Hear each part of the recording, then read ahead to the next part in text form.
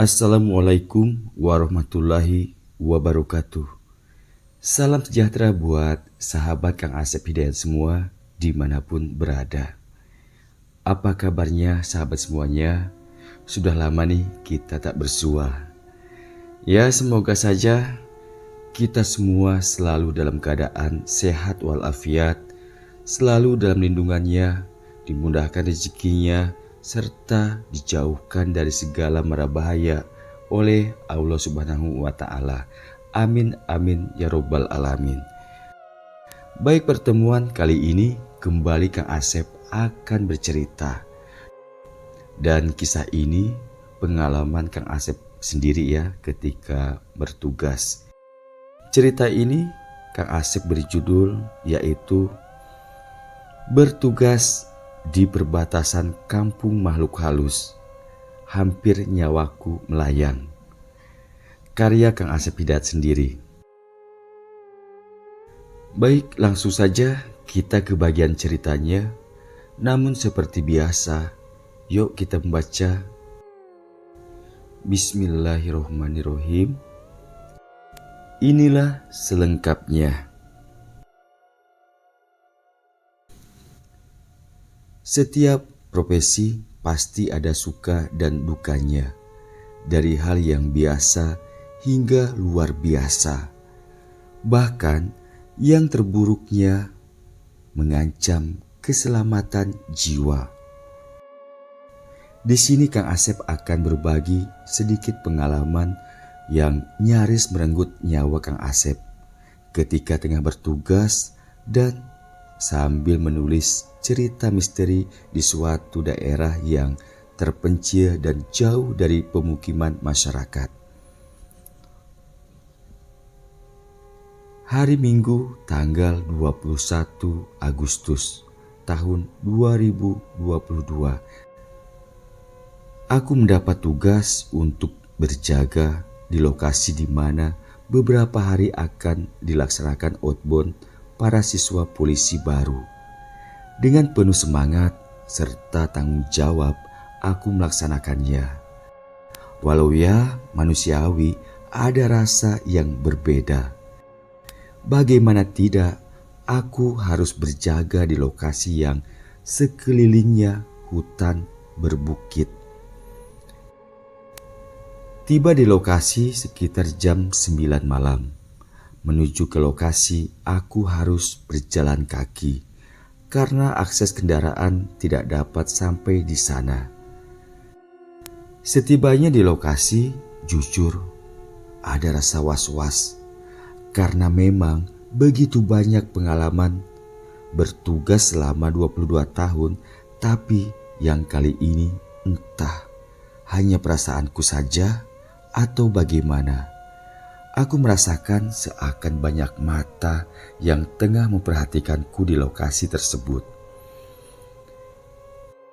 Suasana malam yang sudah pasti sunyi, sunyi dalam artian dari aktivitas manusia, namun ramai dari suara berbagai macam binatang malam, bersahutan yang entah suara binatang apa saja. Aku berjaga di sebuah tenda yang didirikan untuk dijadikan sebagai pos untuk kegiatan esok pagi. Dari dalam tenda yang terbuka, aku sapukan pandangan ke sekeliling area tenda yang terjangkau oleh mata. Yang pastinya hanya kegelapan malam. Apalagi sahabat semuanya, tenda itu hanya berbentuk atap aja, jadi dindingnya itu ya terbuka semuanya. Lanjut cerita. Sebelum duduk standby di bawah tenda, terlebih dahulu aku mengecek segala peralatan yang di dalam tenda. Suasananya sangat gelap dan saat itu aku hanya mengandalkan cahaya senter saja. Setelah aku perhatikan satu demi satu barang-barang, akhirnya pandangan mataku tertuju pada mesin genset. Aku cek mesin genset itu dan ternyata masih ada bahan bakarnya. Walau tidaklah banyak, dan tidak akan cukup hingga esok pagi. Tapi lumayanlah untuk beberapa jam, demikian pikirku. Mesin genset aku hidupkan. Alhamdulillah dapat menerangi tenda dan sekitarnya. Beberapa jam aku duduk standby di tenda dengan ditemani deru suara mesin genset. Untuk mengurangi rasa jenuh, aku keluarkan ponsel Androidku dari dalam tas. Seperti biasa, di saat sendiri aku gunakan waktu untuk menulis. Yang memang sudah menjadi hobi menulis cerita misteri. Karena menurutku saat itu saat yang tepat untuk menulis cerita misteri.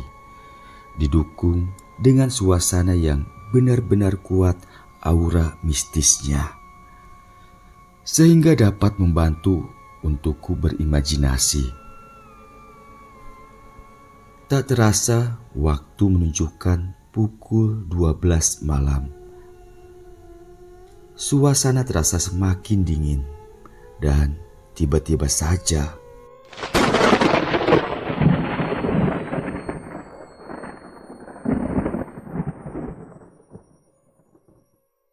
aku dikejutkan oleh suara petir yang menggelegar. Sejenak aku menghentikan kegiatanku karena terkejut. Aku sapukan pandangan ke sekeliling yang terlihat begitu gelap pekat.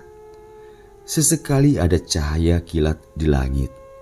Angin dingin sedikit kencang mulai menderu, menimbulkan suara gemerisik dedaunan diterpa angin.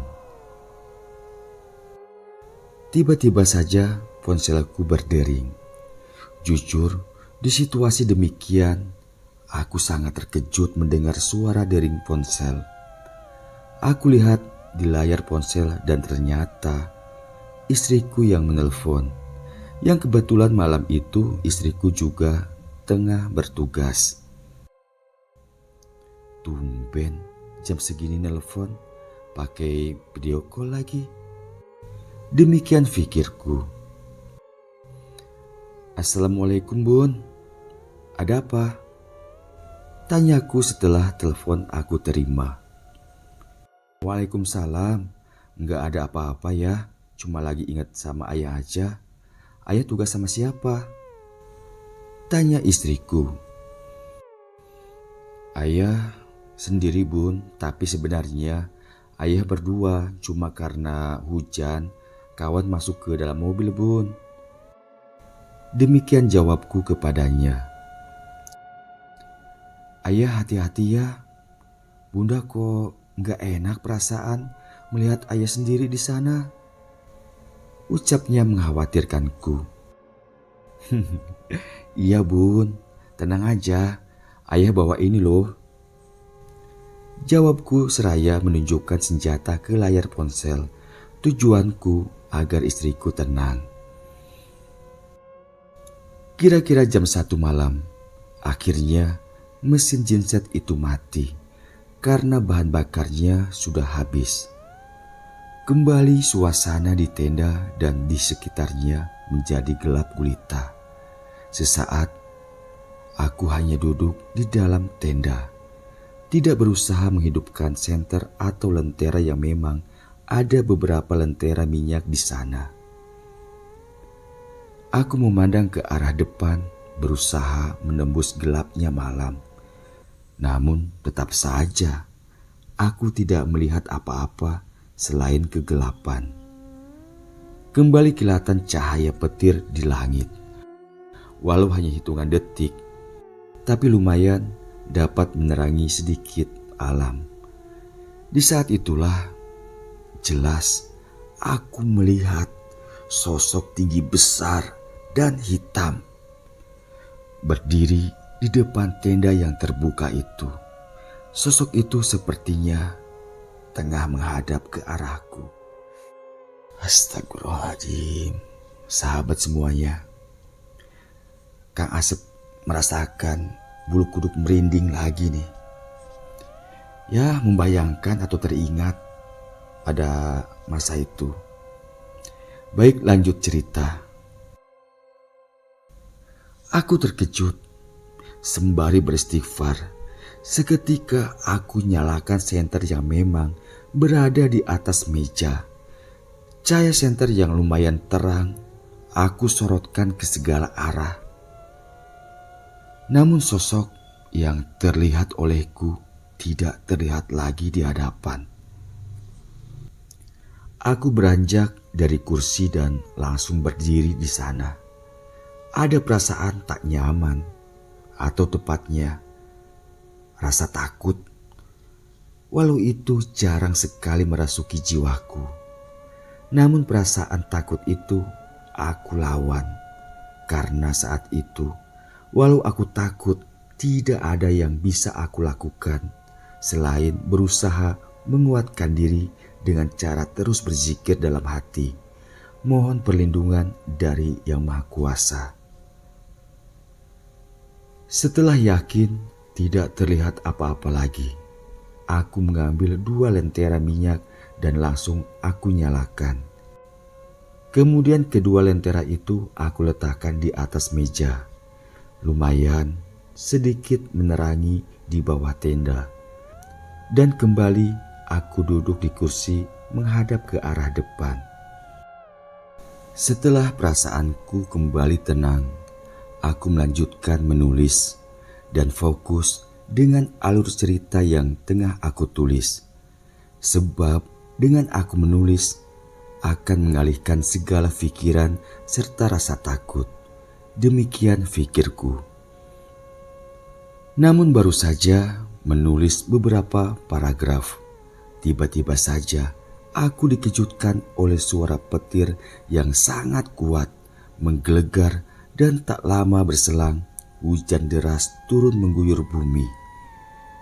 Ada rasa cemas, takutnya tenda itu roboh karena curah hujannya yang begitu deras. Bersyukur hujan deras itu tidak terlalu lama, mungkin hanya 1 jam saja. Perlahan hujan mulai mereda. Aku merasa lega. Alhamdulillah, tenda tidak roboh. Demikian pikirku. Walau cuaca terasa semakin dingin dan sunyi.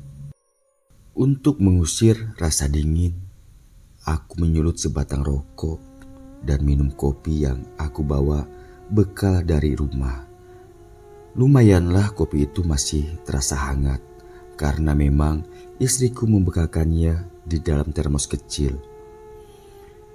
Sembari menikmati kopi hangat dan sebatang rokok, kembali perhatianku ke layar ponsel dan fokus berpikir menyusun kata yang tepat untuk cerita yang sedang aku tulis. Samar terdengar suara tawa seorang laki-laki yang aku perkirakan dari sebelah kanan. Aku menoleh ke kanan untuk memastikannya, karena mungkin bisa saja itu hanya perasaanku saja. Di sebelah kanan, aku tidak melihat ada seseorang. Pasti ini hanya perasaanku saja. Aku lanjutkan lagi menulis. Namun, sesaat kemudian, lagi-lagi suara tawa itu terdengar olehku. Aku lihat lagi ke sebelah kanan. Saat itulah, di balik pepohonan, aku melihat ada beberapa orang tengah berjalan dengan membawa obor seperti orang tengah takbir keliling atau apalah. Namun mereka tidak bersuara dan terus berjalan dengan tatapan mata lurus ke depan. Aku terus memperhatikan mereka hingga benar-benar tak terlihat lagi ketika mereka melewati di pengkolan jalan. Bersambung. Bagaimana kisah selanjutnya? Ikuti terus kisahnya di bagian 2. Kang Asep aturkan banyak terima kasih dan wassalamualaikum warahmatullahi wabarakatuh.